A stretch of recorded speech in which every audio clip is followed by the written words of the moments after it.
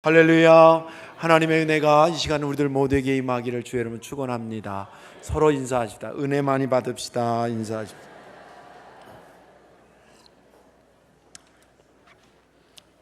오늘 말씀의 제목 한번 따라하십니다. 아비의 집을 떠나면 하나님의 집이 보입니다.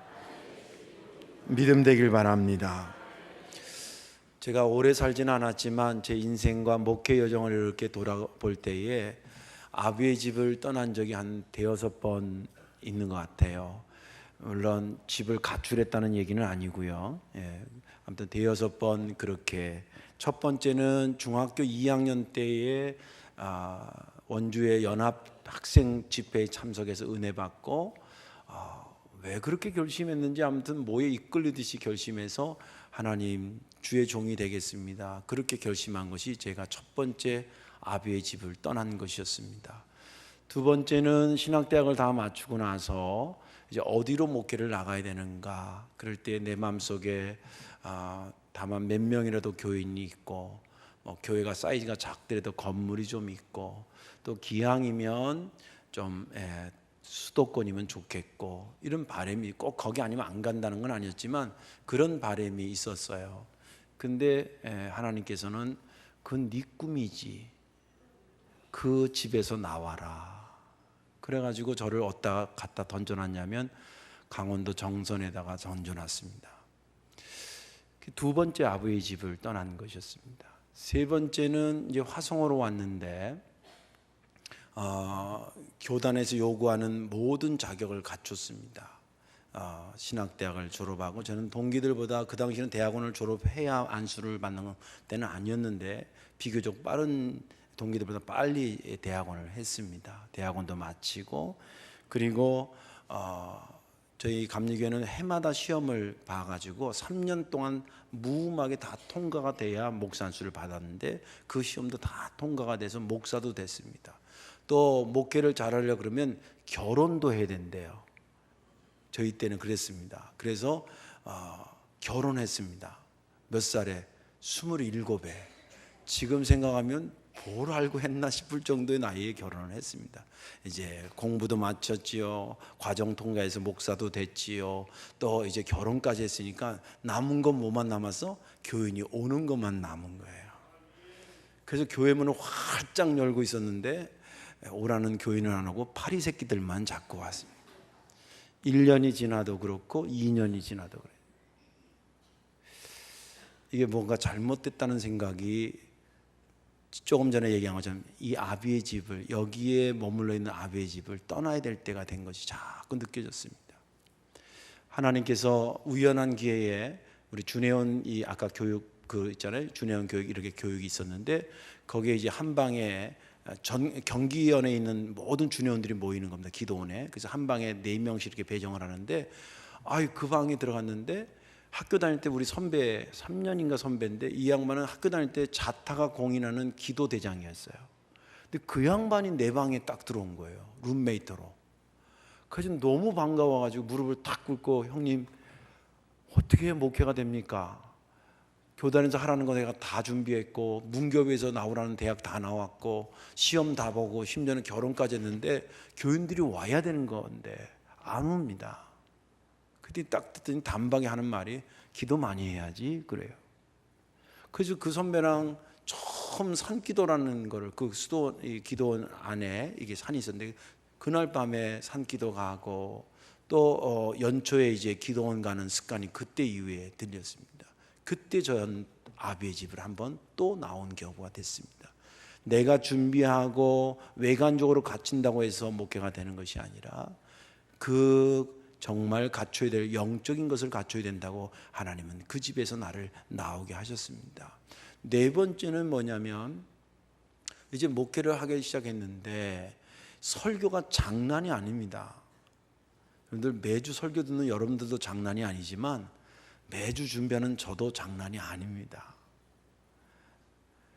근데 지금은 그래도 조금 익숙해서 그런데 목회 나가니까 막 새벽 기도 해야지, 수요일 해야지, 주일 낮에 뭐 저녁 예배, 뭐 그때는 신방도 속회도 제가 신방도 해야지. 일주일에 설교를 몇 번 하는지 몰라요. 그러니까 막 고갈되는 거예요. 자꾸 뭐가 바닥에 고갈되는 겁니다. 이거 뭐가 아닌데, 연구하고 싶은데 목사 연구하는 데가 어디 있어요? 학원이 있는 것도 아니잖아요. 무슨 어학학원 다니듯이 그렇게 다닐 수도 없잖아요. 대학원까지 다 맞췄는데.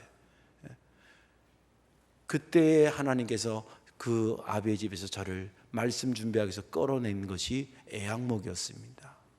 4번째였습니다.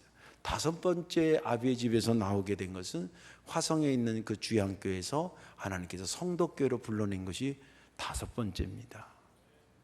왜 불렀을까? 여러분들이 좋아서 저를 부를 것 같죠? 착각하지 마세요. 농담이지만 아무튼 그래서 왜 저를 여기다 불러놨느냐고 이렇게 하나님한테 묻고 그랬는데, 제 마음에 딱 생각이 뭐냐면 저쪽에서 25년이 있었습니다. 그리고 교회가 계속 성장됐고 건물도 짓고 이제 교인들하고 눈빛만 봐도 통합니다. 제가 이제 편할 때로 정말 편해지고 루즈해지는 거예요. 그 가정에 어떤 상황이고 숟가락이 몇 개고 애들은 어디 대학 다니고 무슨 과를 다니고 언제 들어갔고 언제쯤 졸업하고 얘는 군대 언제 가고 다 아는 거예요. 적고 수첩에 적고 그럴 것도 없어. 머릿속에 다 들어와 있어요. 왜냐하면 이게 한 번에 200명 교인이 된 게 아니라 10명부터 1명, 2명, 3명 이렇게 늘었기 때문에 그때마다 머릿속에 넣어놔서 다 알고 있었던 거예요. 그러니까 마음이 편하고 좀 느슨해졌는데 하나님은 그거를 떠날 집으로 생각하게 하신 것입니다. 너 느슨해지면 안 된다. 네가 앞으로 20년 정도 더 목회해야 되는데 너무 편하게 있으면 안 된다. 이리 나와. 그래서 여기 왔더니 저쪽에서는 이제 고생 끝 행복인데 여기는 행복 끝 고생 시작이 됐어요. 그래서 아비의 집을 떠났습니다. 그런데 돌이켜보면 그 떠날 때 눈물도 나고 떠날 때 당황도 되고 무섭기까지 했지만 역시 하나님의 인도하심에 거기서 나와야 돼. 네가 거기서 나와야 돼. 그리고 순종하고 나왔더니 비로소 하나님의 세계가 보이고 아버지 집이 사라지고 하나님의 집이 보이는 그런 여러 가지 경험들을 하게 되었습니다. 아비의 집을 떠나면, 하나님의 명령에 따라서 아비의 집을 떠나면 저와 여러분들이 하나님의 집을 보게 될 줄로 믿습니다. 오늘 본문에 있는 말씀은 아브라함이 그의 고향이었던 75년 동안 살았던, 정이 들대로 들었던, 그리고 살기 참 좋았던 그런 곳에서 하나님이 떠나라 그랬을 때에 순종하고 아까 말한 행복 끝 고생이 시작되는 그 여정에 들어가면서 말씀이 시작됩니다. 이것은 아브라함 개인의 스토리에서도 상당히 중요한 획을 긋는 사건이었고, 더 나아가서 이스라엘 민족들에게 개국 신화와 같은, 건국 신화와 같은 그런 스토리가 오늘 본문에 있는 말씀입니다.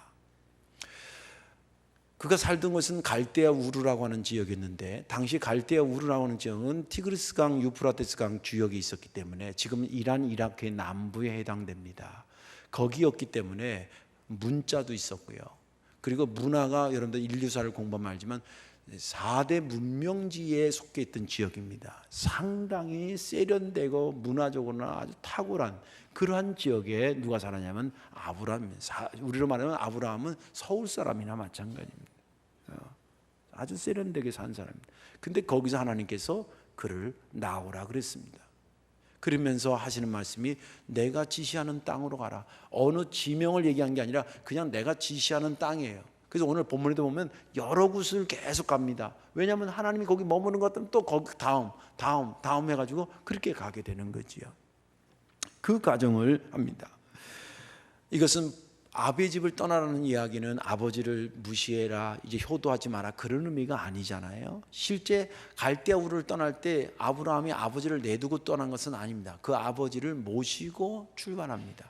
그게 동생의 아들이었던 룻도 데리고 갑니다. 자기 아내도 데리고 가서 하란, 동쪽으로 옮겨가서 서쪽으로 옮겨가서 하란이라는 곳에 한 1000km 정도 떨어진 곳에 정착하고, 거기서 하나님이 또 떠나라 그래서 어디로 가냐면 이제 남쪽으로 한 500km 이상 내려오면 가나안 땅에 들어오게 되는데 그쪽으로 이동해 오기 시작합니다. 그가 가나안 땅의 첫 번째 정착한 데가 어디냐면 세겜이라고 하는 지역이었습니다. 이스라엘의 북쪽에 해당되는 곳이죠. 거기서 그가 도착하자마자 하나님의 축복을 받고 그가 제단을 쌓습니다. 그리고 또 하나님께서 거기서 또 내려가게 해서 밑으로 내려다가 베델과 아이라고 하는 양쪽 지역의 가운데에 정착해서 또 하나님의 제단을 쌓고 그리고 하나님의 이름을 부르고 마지막 오늘 본문 구절은 점점 남방으로 옮겨갔더라. 아직도 틀을 잡지 못하고 계속 하나님의 지시를 따라 움직여가고 있는 인생을 소개하고 있습니다. 지난 주간에 저는 이 본문을 보면서 1절이 은혜가 됐습니다. 여호와께서 아브라함에게 이르시되 너는 너의 고향과 친척과 아버지의 집을 떠나 내가 내게 보여줄 땅으로 가라. 특별히 이 본문 중에서 고향과 친척과 아버지 집을 떠나라. 그러면 내가 지시하는 내 집, 하나님의 집이 보이게 될 것이다. 베델이라는 이름 자체는 사실 하나님의 집이라는 뜻을 갖고 있기도 합니다. 뭐 꼭 그래서만이 아니지만 아무튼 하나님이 지시하는 네가 살았던 그곳에 나와서 떠나서 내가 지시하는 그곳에 들어가라고 말씀하셨습니다. 이것은 1차적 해석으로는 갈대아 우르라고 하는 그 지역, 아까 말한 메소포타미아와 티그리스 강이 있는 그 유프라테스 강이 있는 그쪽 문화지에서 옮기는 지역적인 의미가 있지만 2차, 3차 해석을 하게 되면 네가 좀 더 도약되는 인생, 변화되고 좀 발전된 인생이 되기 위해서는 거기에 머물러 있지 말고 이리로 나오라는 얘기가 될 수도 있고, 구원의 관점에서 보면 육의 삶으로 머물러 있으면 네가 안 된다, 영적인 것으로 옮겨오지 않으면 안 된다라고 하는 의미를 갖고 있습니다. 이 말씀이 제가 은혜가 됐습니다. 그렇지, 하나님이 떠나라 그럴 땐 떠나야지. 눈물이 나고 그리고 가슴이 미어지고 앞이 캄캄하다 할지라도 우리가 결국은 하나님 뜻을 따라 사는 사람들인데 거기서 나오라 그럴 때에 나와야 되겠구나, 그런 생각하면서 은혜가 됐습니다. 오늘 말씀에 저와 여러분들이 은혜 받으시고, 여러분들은 1차 성공하신 분들입니다. 세상에 살지 말고 너 하나님의 백성으로 살아라고 하나님께서 그 집을 떠나라 그럴 때 순종해서 왔는데, 이 아비의 집을 떠나라고 하는 것을 제가 쭉 보면 한 번 일회성으로 끝나는 것이 아니더라고요. 지금 제가 한 5번 소개를 했잖아요. 앞으로 6번, 7번 저로 하여금 하나님이 아비의 집을 떠나라는 음성을 주실지 몰라요. 물론 성도교를 떠나서 딴 교회로 간다는 말은 아니에요. 너무 긴장하고 듣지 마시고, 아무튼 그렇게 제가 어떤 것이 되면 또 어떤 게 거기서 나오라고 하나님 손짓할지 모릅니다. 그럴 때에 이 말씀대로구나 하면서 순종하는 저와 여러분들 되시기를 주님의 이름으로 축원합니다. 아비의 집을 떠나면 하나님의 집이 보인다는 의미가 뭐냐? 그게 두 가지 중에서 하나는 뭐냐면 삶의 목적지를 바꾸라는 겁니다. 삶의 목적지를 바꿔라. 쉽지 않은 일입니다. 근데 아브라함의 스토리를 이렇게 보면 유독 그의 인생과 아주 결정적인 것들을 하나님 다 바꿔놓으셨습니다. 대표적으로 지금 오늘 본문은 너의 고향을 바꾸라는 거예요. 갈대아 우르는 아브라함의 혈연적 고향입니다. 그는 거기서 태어났고 거기서 자랐습니다. 또 75세까지 살았다라고 해서 어느 정도가 아니라 거의 다 익숙해진 겁니다. 어떻게 보면 갈대아 우르 사람입니다. 근데 거기서 떠나서 네가 조상으로부터 받았던 고향을 버리고 내가 말하는 그곳을 너의 고향으로 삼으라는 겁니다. 인생과 굉장히 밀접하게 관계가 있죠. 또 이름을 바꿔요. 성경에는 이름 바꾼 사건들이 몇 가지 있는데 이름을 바꿀 때는 그 이름이 무슨 뭐가 안 좋고 그래서가 아니라 새로운 사명을 줄 때 이름을 바꿨습니다. 사울을 바울로 바꿀 때도 그랬고, 여기 아브람도 그냥 큰아버지라는 뜻에서 아브라함으로 바꿨는데 이건 열국의 여러 민족의 아버지가 될 것이다. 이름대로 그렇게 됐습니다. 그 이름을 바꿨다는 것은 인생의 목적지를 바꾸라는 그 한 사인입니다. 또 아들이 없는 가정에 아들을 주는 가정으로 바꿔주셨습니다. 이것도 단순히 생각하면 1차적으로는 그 집에 아들이 없었으니까 아들을 하나 주셨구나, 개인적으로 소원을 성취시켜줬구나 라는 의미를 가지고 있지만, 그것은 그렇게만 해석하면 안 되는 아주 어마어마한 것이 숨겨져 있습니다. 그것은 아까도 제가 처음에 얘기했지만 이것은 개인의 스토리이기도 하지만 이스라엘 민족의 건국 신화와 같은 이야기라고 말씀드렸잖아요. 그게 왜 그러냐면 하나님께서 갈대아 우르를 떠나라 할 때 메소포타미아와 그렇게 그 화려한 문화 속에서 그를 나오게 한 것은 거기가 문화적으로 낙후되거나 무슨 경제적으로 낙후돼서 거기를 나오라고 했던 것이 아닙니다. 거기는 오히려 인간적으로 보면 딴 데 살다가 글로 가서 살 것이지 거기 살다가 일부러 내려올 것이 아닙니다. 근데 하나님께서 거기서 떠나라고 한 것은 이유가 있었습니다. 항상 지금도 그렇지만 번화가일수록 범죄가 많습니다. 그리고 시골로 갈수록 사람이 그래도 순박합니다. 우리나라 그렇고 세계 다 그렇습니다. 하나님이 노아의 사건 이후에 이스라엘 하나님 백성 모든 민족이 하나님 백성이 되고 하나님 섬기는 백성이 되기를 원했는데 사람들은 그 기대를 저버렸습니다. 죄가 관영합니다. 그래서 성경은 그렇게 말하지 않지만 의미적으로 볼 때는 제2의 노아의 홍수 사건과 같은 방주를 만드는 사건이 아브라함을 통해서 새롭게 시작되기 시작했습니다. 그래서 거기서 잊지 말고 너 나와라 이거예요. 내가 지시하는 곳으로 와서 너의 그 구원의 역사를 내가 너를 통해서 이루려고 하는 구원의 역사를 계속 이어가는 그러한 구원의 방주를 다시 한번 짓는 심정으로 나오라는 것입니다. 그런 의미에서 아브라함의 그 구원, 아브라함을 통해서 나타나는 하나님의 구원의 역사가 어디에서 최고의 절정을 이루냐면 예수 그리스도의 십자가에서 이루어지는데, 생각해보세요. 아브라함하고 예수님은 몇천 년 상관이 있어요. 그 사이에 계속 자식 낳고 자식 낳고 쭉 나와서 그리고 그 혈통 속에서 예수 그리스도를 보내시게 했기 때문에 아브라함에게 이삭의 아들로 태어났다고 하는 것은 단순히 한 집에서 아들이 생겼다는 게 아니라 예수님께로 가는 구원의 역사에 연골고리 역할을 누가 했냐면 이삭이 했다는 거예요. 굉장히 중요한 것이었습니다. 이것은 너의 삶의 목적이 한 집의 아버지로 살다가 가는 것이 아니라 내가 온 인류를 구원하기 위한 내 뜻에 너의 자식을 낳아서 그것을 이어가서 마침내 그 혈통에서 온 예수 그리스도 메시아를 보낼 것인데 그 혈통을 잇는 그 연골고리에 너가 살아야 된다. 그것이 너의 삶의 목적이고 거기다 둬야 된다라고 주님 강력하게 말한 것이 오늘 본문의 말씀입니다. 그런데 중요한 것은 뭐냐면 그것이 집에서 떠났을 때부터 시작됐다는 겁니다. 집에서 떠나면서 고향이 달라지고요, 집에서 떠나면서 그에게 이름이 달라지고 집에서 떠나면서 없던 자식이 생겨지기 시작한 것입니다. 그런데 사실 집에서 떠난다라고 하는, 아비의 집에서 나온다라고 하는 것이 이게 생각같이 쉽냐고요. 75년이면 습관이 들어서도 들었고 익숙해도 익숙하고 정도 들었고 딴 데 나가 있다가도 고향을 향해 가는 것이 인간의 본능인데 오히려 이 본능을 뒤집어 엎듯이 주님 거기서 나오라고 그러셨던 겁니다.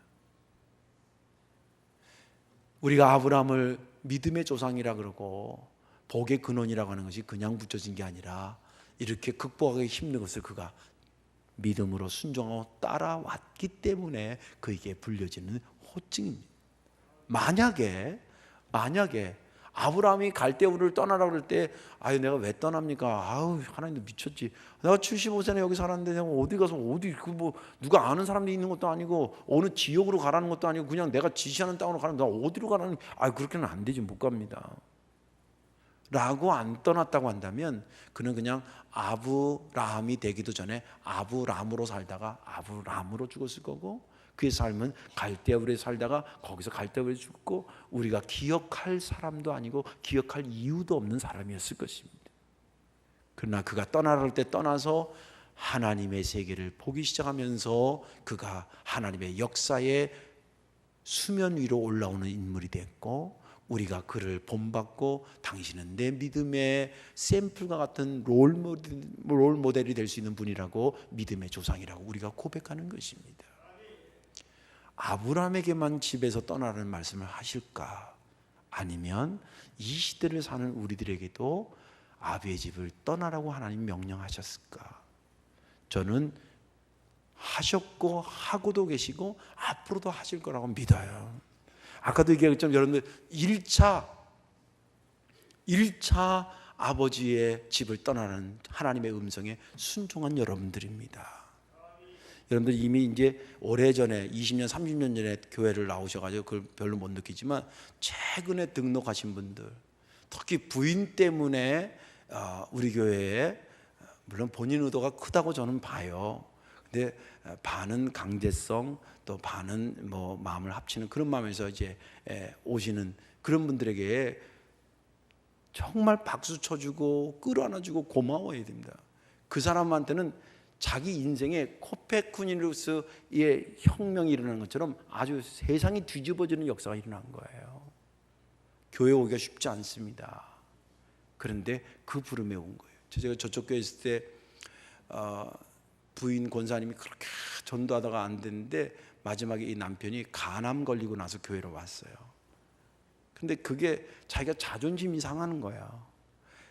죽어가니까 뭔가 살고는 싶어서 하나님한테 가기는 가는데 일생을 그렇게 안 살았는데 내가 건강할 때 온 것도 아니고 이렇게 병들어서 오니까 자존심도 상하고 그냥 안 갈 수도 없고, 그리고 제가 또 이제 병원에 입원하면 친절하게 하니까 친절한 목사한테 그 예의도 아닌 것 같고 뭐 복합적으로 해가지고 교회로 왔는데, 와서 한 행동이 뭐냐면, 제가 이제 목사는 여기 앉아 있으면 처음 오는 사람들에 대해서 막 눈이 시력이 2.0이 됩니다. 제가 평상시에 0점 몇이다가 딱 보니까 그 남편이 왔어요, 부인하고. 근데 이제 저희도 그때가 의자가 4줄이고 가운데 이렇게 들어오는데, 들어와가지고 부인은 한 칸이라도 앞에 앉히려고 남편 보러 앞으로 가자는데 남편이 싫다, 이거 저쪽 구석으로 가자는 거예요. 그러던 분이 은혜 받고 한 칸 앞으로 오고 한 칸 앞으로 오고, 그리고 나중에 세례까지 받고, 할렐루야, 그렇게 됐어요. 오는 게 쉽지 않아요. 자기의 삶을 그동안 살았던 것을, 익숙해졌던 그런 것들을 다 뒤로 하고 떠나는 것이 쉽지 않아요. 근데 하나님 우리에게도 그런 음성을 주실 때가 있어요. 오래 믿은 분들한테는 이런 음성을 주실지 몰라요. 야, 너 너무 익숙해진 거 아니니? 신앙생활에 좀 다시 한번 기도해야 되지 않겠니? 이제 좀 나와 라고 하실 수도 있고, 또 성경 너무 안 읽는 거 아니냐? 성경 읽으라고 나오고, 또 어떤 경우는 좀 잔인할지 모르지만 너 술, 담배 이젠 좀 끊어야지.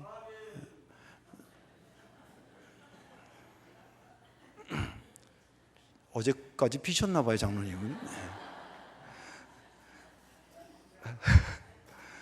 아니, 그런, 물론 술, 담배 이건 천기누설인데, 술, 담배 한다고 지옥 가고 천국 못 간다? 그건 아니에요. 술, 담배 해도 하나님 믿으면 가요. 예수님 믿으면 가요. 회개하면 가요. 이 예수님이 십자가 달려 죽을 때 옆에 있는 강도도 그 자리에서 회개해서 천국 가는데, 회개하면 갑니다. 그 유치한 차원은 아니지만 요새는 의학계에서도 술, 담배 그거 백해무익하니까 여기 주님 있는데 이 단비 연기를 해가지고 주님 옆에다 이렇게 하면 주님이 얼마나 콜록거리겠어요. 야, 나 좀 살려줘라 그럴 거 아니에요. 그래서 몸을 위해서 먹지 말라는 차원에서 하는데, 그게 하나님이 나를 쓰시려면 내 영혼만 쓰는 게 아니라 내 온 몸과 마음과 정성을 다 쓰셔요. 할렐루야. 그럼 내가 건강해야 될 거 아니에요. 근데 네가 네 건강을 해치는 거, 너 거기서 이제 좀 나와, 그렇게 말할 수도 있어요. 어떤 사람은 돈의 욕심에 사로잡혀 교회 다녀도 너 거기서 좀 나와, 그렇게 부르실 때가 있어요. 그때에 아멘입니다. 주님, 그렇지 않아도 저도 갈등하고 있었는데 주님 뜻에 따라서 내가 정들고 익숙했던 이 편안한 아베 집을 떠나겠습니다. 하나님의 집을 보여주옵소서. 할렐루야. 순종하기를 주의 이름으로 축원합니다. 마지막 하나는 뭐냐면, 아베 집을 떠나면 하나님의 집이 보인다는 의미는 뭐냐면 의존의 축을 옮겨라, 그런 뜻입니다. 네가 의존하는 의존의 축을 뽑아서 내가 원하는 곳에 두라는 것입니다. 하나님의 음성입니다.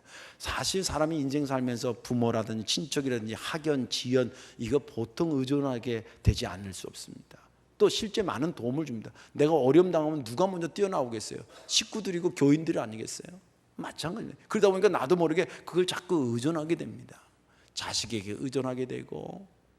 그러나 하나님은 마치 그것을 전혀 모르시는 분처럼 아브라함에게, 야, 75년은 750년 정도로도 나와. 너 거기서 나와야 돼. 네 의존의 축을 거기다 받고 살면 안 돼. 내가 지시하는 곳에 나를 의존의 축으로, 하나님을 의존의 축으로 갖고 거기다 꽂고 살아야 네 인생이 복되고 정말 봐야 될 것을 볼 수 있는 거야. 라고 아주 매몰차게 아브라함에게 촉구하셨습니다. 그렇다고 실제 아브라함이 그 당시에 정말 고향을 떠나야 되는 절박한 상황이라는, 경제적으로 어렵거나 무슨 문제가 있었거나 그런 것도 아니었습니다.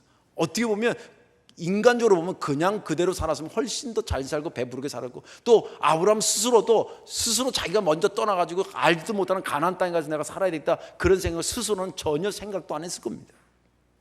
왜? 거기에 익숙하고 잘 살고 뭐 문제 없는데. 그런데 하나님께서 네가 거기에 너의 마음을 쏟고 의존의 축을 거기다 두고 사는 것은 네가 한 개만 보고 두 개를 못 보는 거라는 거예요. 실제 아브라함이 순종하고 이제 길을 떠났습니다. 그때부터는 자연적으로 떠나고 나니까 의존의 축이 하나님께로 옮겨올 수밖에 없었습니다. 상황적으로도 그랬습니다. 보세요. 그 당시에 다른 지역으로 떠난다라고 하는 수천 년 전인데, 지금으로부터 강도가 언제 나와서 어떻게 될지 모릅니다. 혼자 가는 여행이라도 위험하지만 자기가 지금 아버지도 모시고 가지요, 또 자기 부인도 데리고 가지요, 그리고 자기 조카도 데려갑니다. 온통 책임이 자기한테 있는데 자기는 어디로 가야 될지 모르는 거예요. 그렇다고 아브라함이 무슨 힘이 장사하거나 뭐 군사훈련은 장군 출신 이런 것도 아니에요. 그냥 떠나라 해서 챙겨서 떠나는 것뿐입니다. 하루 가고 나면, 하루 잘 가면 아이고 감사합니다, 저절로 하나님 앞에 감사하고 제사가 되는 거. 오늘 여기 본문에도 보니까 세겜에 도착하자마자 누가 시키지 않는데 먼저 제단부터 쌓아요. 거기까지 오는 동안 얼마나 힘들었는지 아시죠? 그리고 아브라함이요, 이런 공포감이 있었어요. 여러분들 아시죠? 나중에 나오는 건데, 다른 지역 갔을 때 자기 부인한테 뭐라 그래요? 절대 내 부인이라 그러지 마. 너 너무 예뻐가지고 내 부인이라 그랬다가 어느 이 왕이 저 부인, 자기 부인 생인데 아브라함이 걸리죠. 그래 저거 죽여버리고 데려가, 이러고 나 죽게 되면 안 돼. 그러니까 여동생이라 그래, 여동생이라고. 제가 아무리 비겁해도 나는 우리 집사람한테 그래 본 적이 없어요. 외국 가면 내 뒤에 붙어 딱 따라오고 데리고 가지. 근데 아브라함이 그 정도로 상황이 그랬다는, 그러니까 누구만 쳐다보냐, 하나님만 의존하는 거예요. 근데 이상하잖아요. 갈대아 우르에서는 그렇게 하나님을 의존하고 살지 않았는데, 오히려 빈약해지고 의지할 데가 없어 하나님을 의지한 것 같은 의지의 축을 뽑아서 하나님께 두고 산 아브라함을 수천 년이 지난 우리가 기억하고 있다는 거예요. 제대로 된 아브라함의 인생은 그때부터 시작된 것입니다. 하나님 어디로 가야 합니까? 내가 그동안 가진 것에, 아까도 제가 얘기한 학교 잘 나오고 뭐 다 준비하고 그것으로 내가 목회할 거라고 생각했던 어리석음을 하나님 나오게 하신 것처럼, 내가 의존하고 있던 것들이 착각인 것입니다. 주님께서 거기서 나와서 내가 너에게 진짜 의존할 자가 되고 나를 의존하고 살아야 네가 복된 인생이 된다고 하는 거 말씀하셨고, 거기에 아브라함이 순종해서 의존의 축을 뽑아서 하나님께 두면서 우리가 기억하는 아브라함이 된 것입니다. 이제 말씀을 정리합니다. 예수를 믿으면 구원받는다고 말합니다. 맞습니다. 구원받는다는 것을 또 다르게는 거듭났다라고 얘기합니다. 그래서 육으로 난 것은 육이요, 영으로 난 것은 영이라. 죄에서 한번 난 우리가 그리스도의 보혈의 피로 용서로 한번 다시 나야 너가 제대로 된 것이라고 말한 것을 이름하여 중생이라, 거듭남이라 말합니다. 그것을 거듭남의 은혜를 받은 우리 입장에서 본다고 한다면, 나는 더 이상 죄의 집에 머물지 않고 하나님의 집에 머물겠습니다. 난 옛날의 생각의 집에서 나와서 이제 하나님이 주시는 생각으로 옮겨오겠습니다. 이제 옛날에 살았던 육의 집을 버리고 나는 이제는 하나님이 주는 영의 집에 살겠습니다. 그런 떠난 것에 대한 의미를 구원에 담고 있는 것입니다. 저와 여러분들은 1차 성공하신 분이라고 말씀드렸습니다. 그러나 그것으로 끝나는 것이 아니라 2차, 3차 하나님께서 떠나라 그럴 때에 아브라함처럼 순종하여서 역사에도 남고, 그리고 하나님의 세계를 훤히 볼 수 있는 그런 영안이 열리는 복된 자들이 되시기를 주님의 이름으로 축원합니다. 기도하겠습니다. 존귀하신 아버지 하나님, 우리로 하여금 주님께서 아버지 집에서 떠나라 그럴 때에 주님, 비록 익숙해지고 편하고 그리고 안주하고 싶은 것에서 과감하게 주의 음성 듣고 따라 그것을 떠나 하나님의 집을 향해 가는, 하나님의 세계를 바라볼 수 있는 우리가 되게 하여 주옵소서. 예수님의 이름으로 축복하며 기도하옵나이다. 아멘.